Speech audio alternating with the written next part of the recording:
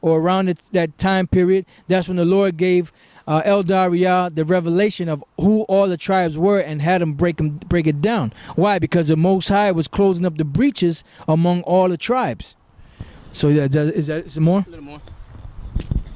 Right, and it says, the 14th verse, for he is our peace who hath made both one and hath broken down the middle wall of partition between us, meaning Israel and the Most High, right, to bring us together back to him through Yahweh Shai being the mediator.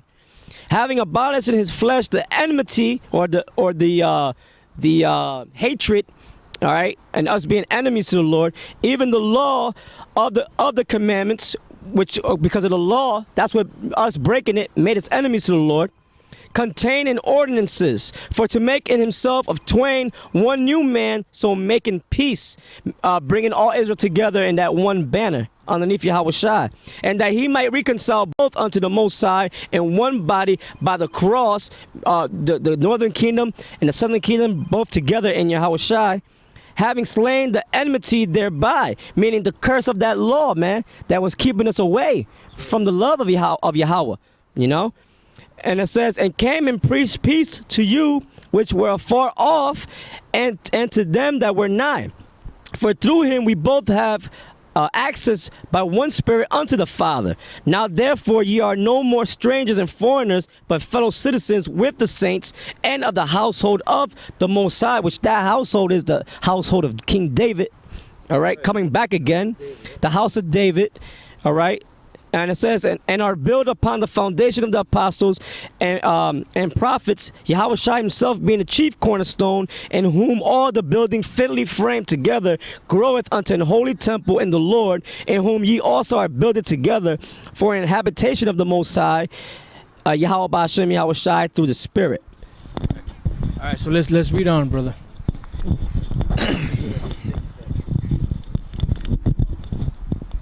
Many customs of the Mexicans strongly savoring at Judaism, besides that of circumcision, having already been noticed, such as their wearing fringes fastened to their garments, practicing frequent ablutions, attending constantly public places of worship, to which they were summoned by the blowing of horns, Numbers 10, 1-3, and Psalms,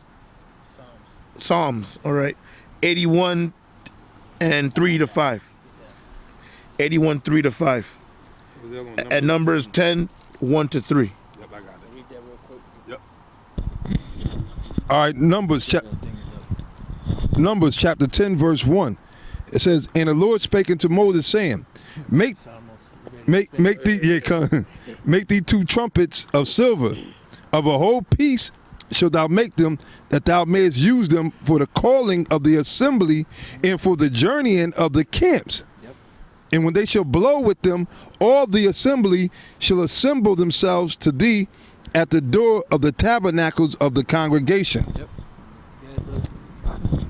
Yep. Psalms 83. 81 and 3. Psalms chapter 81, verse 3.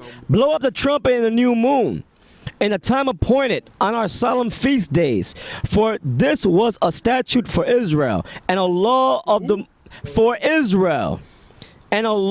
Most High of the power of Jacob. Hey, why were them so-called Indians keeping that law if it was given to Israel? You're right. And how come the Zidonians, when they came over here, all right, when they were looking for merchandise for King Solomon, how come they didn't do it while they were over here? Yep. You see? They didn't. It says, or Moab, or anybody else for that matter that came over here. How come they didn't do those customs? They just came here, did what they had to do and went, you know? It says, this he ordained in Joseph for a testimony, when he went out through the land of Egypt, where I heard a language that I understood not. Right, so go back, brother. Right. It says, attending constantly public places of worship, to which they were summoned by the blowing of horns, as the Jews are to the synagogues, anointing themselves with oils, Exodus 29 and 7. You got that, Exodus 29 and 7. Read that real quick. All right. And And this basically, these are just a lot of similarities of the things that the so-called Indians were keeping with what's written in the scriptures to prove that they are Israelites. They wasn't just keeping it because it was a similar. Matter of fact, give Romans, was that 2 and 14? 14. Exodus chapter 29, verse 7. It says, "Then shalt thou take the anointing oil and pour it upon his head and anoint him." Right, and anoint him. Why? Because that was the anointing. That's why when you said the anointing prayer, which was in Numbers, you know, in Numbers the 6th chapter, you would pour oil and ask the Most High to bless you. You know, no, we don't have to get there yet. I mean, I could put it in post production probably. Go ahead, brother. It says, anointing themselves with oils, addressing each other with the appellation of brother and sister. Sagan says in mentioning in the 14th chapter of his first book, the festival of Zakilhuit. I can't say that. That's all right. All right, it starts with an X. Zakilhuitl. It's a correct word. Yeah, it's a correct word. That the Mexicans ate on one of their feasts unleavened bread. That's right. Exodus 12 and 8. Exodus 12 and 8. So this is basically more proof of that. Matter of fact, read that real quick, brother, in Romans. Romans chapter 2, verse 14. "For when the Gentiles, which have not the law, do by nature the things contained in the law, these having not the law are a law unto themselves." Right, because they didn't have the actual law here when they came over here. So it was a law unto themselves. Why? Because it was already in their spirit to do it. So they were called what? The Gentiles. Why? Because they were Israelites. See, when Paul was speaking to the Gentiles, when Yahushua told him to go to the Gentiles, he already knew who he was going to. They was going to the Israelites that was in a Gentile state of mind. It wasn't a thing of, or they got a question, okay, they're going to go in the midst of these people, and they're, all right, well, there goes Greeks over there, the real Greeks, and there goes this nation over there. Who should I go to? I don't know. They already knew who to go to. Exodus chapter 12, verse 8.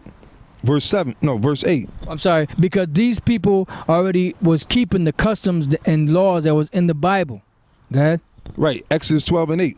"And they shall eat the flesh in that night, roast with fire, and unleavened bread, and with bitter herbs they shall eat it." Right, that's how you're supposed to eat the Passover, not with feasting and jumping around and rapping, you know, like Nate and his boys be doing, you know, with women with backless dresses, you know, yeah, like it's a fashion show, you know.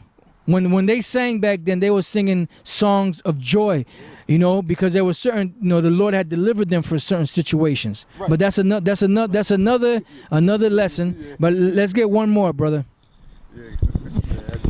A curious parallel of the Jewish and Indian moral laws may be found in that chapter of the third book of Garcia's Origin of the Indians, which he has entitled Como los Indios Guardaron, Which is they kept. Los Preceptos del Decálogo. Right. Which means how they kept the precepts of the Decalogue, which is the 10 Commandments. Right, because the word deca means 10. Yep. For you people don't know that. All right. How the Indians obeyed the 10 Commandments. That's it. Los Luna Nuevo Mexico. Right. And there's a actual stone in Los Lunas, New Mexico, not Mexico, it's New Mexico, where they have the actual 10 Commandments written in the Lashwan Kodash carved out on a stone, you know, which they put there, the Israelites, the so-called Indians that were there. Go ahead. The words of Los Casas, La Cuela Tua Manifeston Te Facit. Your speech betrays you in reference to the Mexicans or some other tribe of Indians whom he took to be real Jews. Right, let me see this. And the reason why he said that is that your speech betrays you. Why? Because that's the same thing that was said to Peter. when they came to him to ask him if he was with Yahweh Shai, he said no. He said, no, your speech betrays you. Basically, what did they mean? That the things that he was saying proves that he was down with Yahweh Shai.